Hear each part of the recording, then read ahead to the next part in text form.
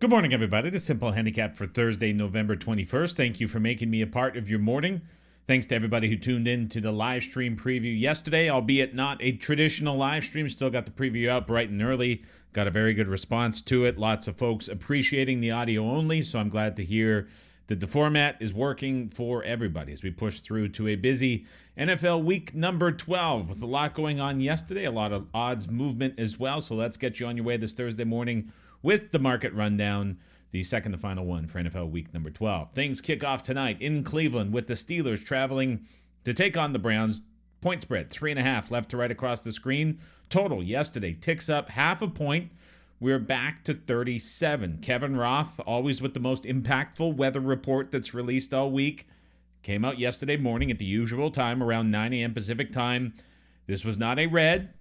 This was not an orange. It was a yellow/orange, which is a lot less severe than how this game was being bet and how this game was being treated. Temperatures are going to be in the low 30s. We know it's going to be cold. We know there's a chance of some rain and some snow and some sleet, a bit of mix between the two. But the big thing here is that the wind, depending on the models that you look at, is trending lower than the 20-mile-per-hour mark. There are some models that still make this in the mid to high 20s, but everything since about Tuesday morning has been subsiding, and this has been coming down from a wind perspective. If we get closer to kick and the winds are not at that 20-mile-per-hour mark or higher from a sustained wind speed, not just looking at gusts, this is going to move up from 37 a little bit higher.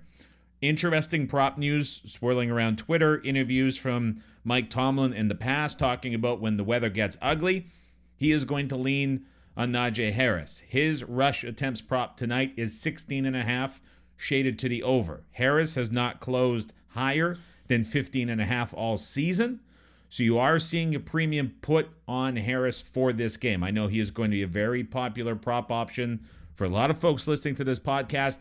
I'm not saying to deter away from it. I'm not trying to scare you out of it. I'm just saying realize that as you're seeing all of what is going to come on Twitter the next 12 to 14 hours before we get to kickoff, depending when you're listening, about how much he is going to be involved in the run game and how much they use him with the weather, you are seeing a pretty decent premium put on Harris in this spot.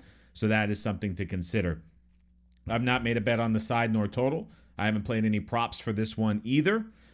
Could potentially be a stay away, but I get the feeling that the wind is going to come down and we might see this total tick up a little bit further between now and kickoff. As we get to Sunday, it is the Detroit Lions on the road at the Indianapolis Colts. And I'm going to back up 1 second off the top of my head. Remembered something that is worthwhile. Obviously, DeJuan Jones for the Browns at left tackle. He suffered an injury. He's out for the season. Jedrick Wills, his backup, is not going to play in this game with a knee injury as well. So the Browns go from having a very healthy O-line. Now they're down to a third stringer at left tackle for Pittsburgh. Alex Highsmith will not play in this game. Linebacker that has been pretty important all season long. Back to Detroit on the road at the Indianapolis Colts. Lions still a soft 7-point favorite across the board. We are seeing some sevens. Heritage 7, -13. ESPN Bet, a couple other regulated apps, along with Buckeye, the important book of this sequence, 7 -20. So there has been Colts money coming in a little bit into the market. Pittman, full participant at practice. Keep an eye on the left tackle spot for the Colts. DNP yesterday. We'll see if that changes before kickoff. Sam Laporta trending back for the Detroit Lions. Says he's on pace to play for this game on Sunday. That would be big for the Lions to have back at tight end. Not much movement here to talk about. 50.5 is definitely leaning to the under, as we may see some under money come in a little bit later today as the limits bump up. Kansas City on the road at the Carolina Panthers. This is Chiefs. 11-point favorites across the board. Total still 43. And what's crazy about this, I'll say a 10 to 15% weird feeling that these guys that we're talking about week after week after week for Carolina may not end up getting a lot of time on Sunday. We're looking at a Wednesday practice report that has Thielen limited, that has Brooks participating, but there's commentary after the fact. Same thing's happening with Wanham. You have multiple safeties in a limited participant basis.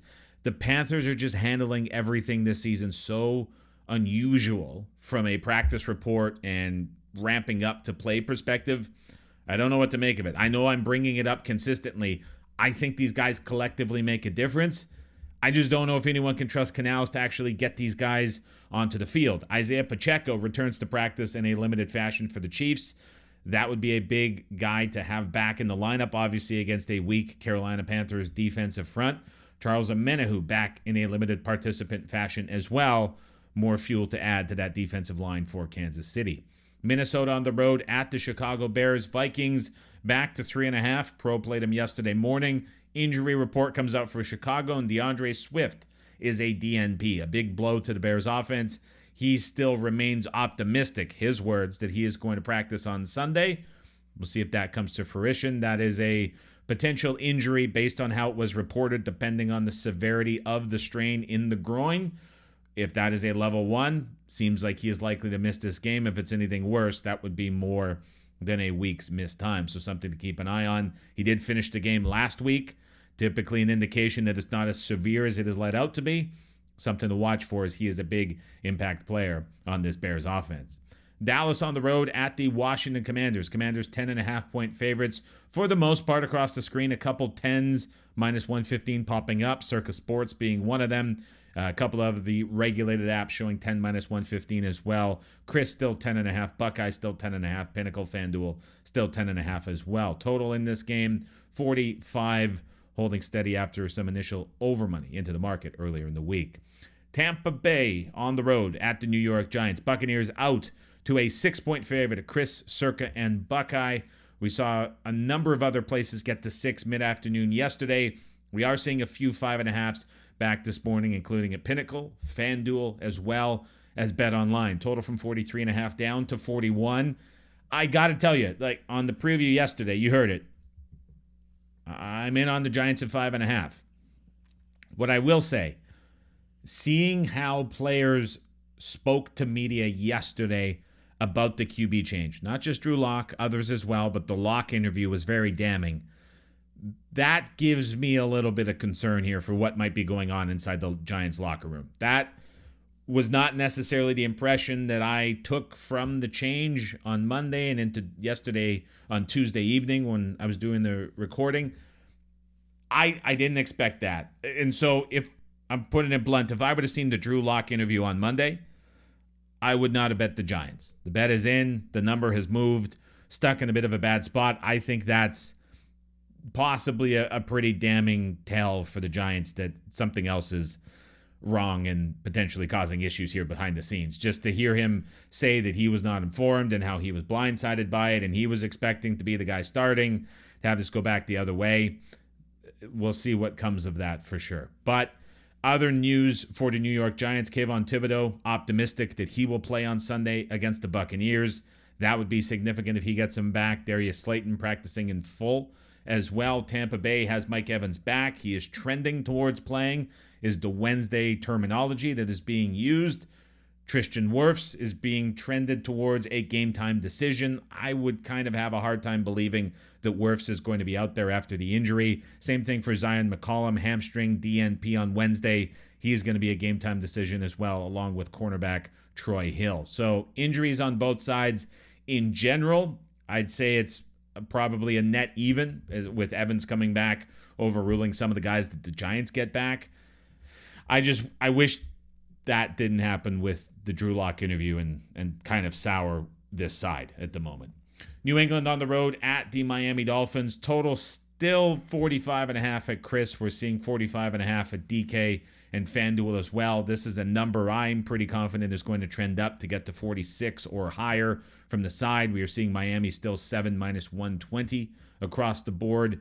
Nothing major to report on either side for this game, and not much movement aside from a half-point tick up from a total, coming from another popular podcast who had a bet on the over as well yesterday.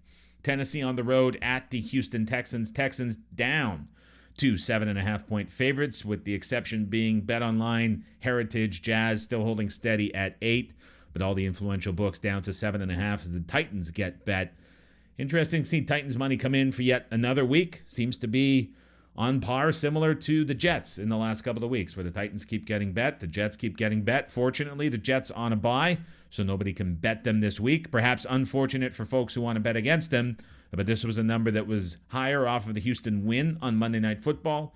And we were seeing Titans take money once the limits bumped up yesterday on Wednesday.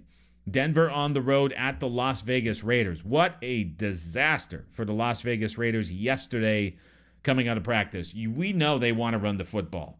Antonio Pierce wants to run it. The new staff wants to run it. And we also know they cannot run the football. They haven't been able to all season long.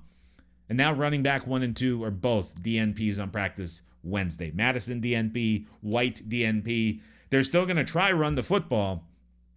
Just not sure who's going to be in the backfield potentially getting touches. On one hand, it can't be worse than what the Raiders have done. On the other hand, if you're going to guys down the depth chart who can't get ahead of these two guys who have not been able to do anything, that's pretty concerning. To add to the concerns, Bennett, Hobbs, and Jones, 3 cornerbacks, all DNPs on Wednesday, their status in doubt. And a very useful tip that anybody can do when you're judging injuries and judging how teams are earlier in the week.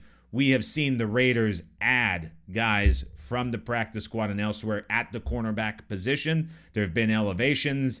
That's pretty damning for the trio of injuries at the position. So not only will the Raiders not have running backs, going to be down multiple starters at the cornerback position. And off of that, another team that folks cannot get enough of in the betting market is the Denver Broncos. And we see Denver from 3 at open, got up very quickly to 5. They're now out to 6.5 at Chris, 6 at Circa, Buckeye, as well as Bet Online. More movement, more buys on the Denver Broncos as their number continues to push up amid this mess of injuries for the Las Vegas Raiders. Arizona on the road at the Seattle Seahawks. This got out all the way to Arizona -1, and it was a flat -1 across the board. It released from another group yesterday, pulled this one back, and we're now down to a pick'em from left to right across the screen, total from 48 down to 47.5. When I'm looking at what DK Metcalf, said in his interview yesterday about how he's simplifying things, how it's coming easier to him in the offense, I think that's a very big positive for the way that the offense is trending. You have Rayshon Jenkins activated for his 21-day window. He's a full participant. So Seahawks defensive improvements continuing to get better. Get a key guy back at practice as well in Jenkins. Everything for Seattle trending in a very good direction this week. Arizona, when I'm looking at composite ratings the last 6 weeks, as well as season-long trends, the Cardinals right now are at their peak in terms of pricing, both from a power rating perspective and from a market rating perspective as well. So this is peak Cardinals against the Seahawks, arguably slightly undervalued, but Seattle getting guys back on both sides and trending in a good direction on either side of the football. San Francisco on the road at the Green Bay Packers, a little bit of 49ers money.